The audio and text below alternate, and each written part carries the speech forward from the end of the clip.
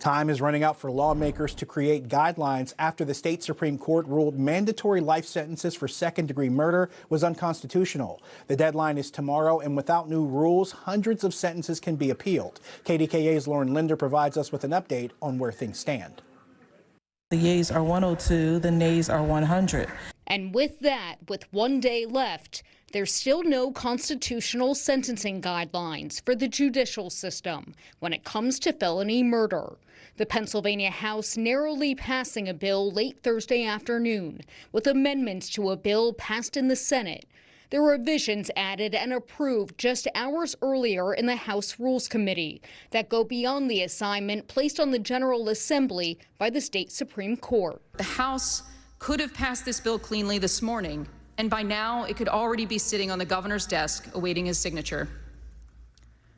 Instead, after months of delay, the House majority chose to complicate the bill. It was back in March when the top court found that life without parole for second-degree murder was unconstitutional under the Pennsylvania law.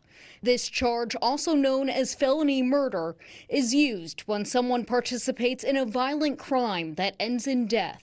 The decision stemmed from the case against Derek Lee, who is currently serving a sentence of mandatory life in prison for felony murder, after a jury convicted him of the 2014 killing of Leonard Butler in Pittsburgh's West End.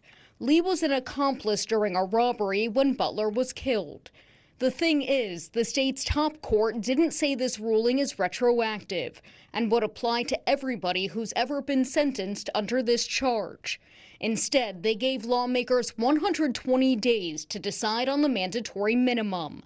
Friday is the last day, and without any legislation, 1,100 people incarcerated in the state could begin to petition the courts to review their cases for resentencing. Legislation affecting those convicted of the most serious crimes should be thoroughly vetted, not rushed through with a major amendment the day of the vote. Thursday's amendments rewrite the state's medical release law, allowing judges to shorten sentences for inmates who are terminally ill or seriously disabled. It applies to any inmate and not just those convicted of felony murder. A motion to go back to the original bill without these revisions failed.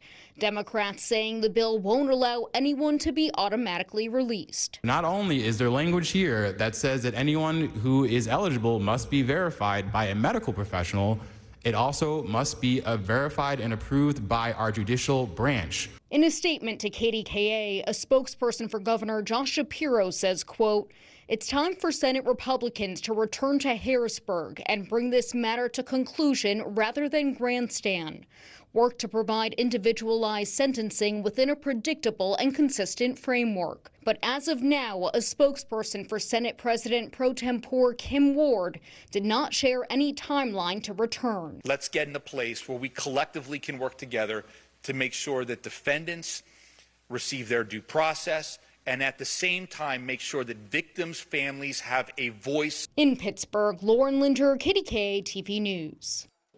And within the last hour, Allegheny County DA Stephen Zappala, who prosecuted the Derek Lee case at the center of this ruling, petitioned the court for an additional 120 days for lawmakers to make a decision.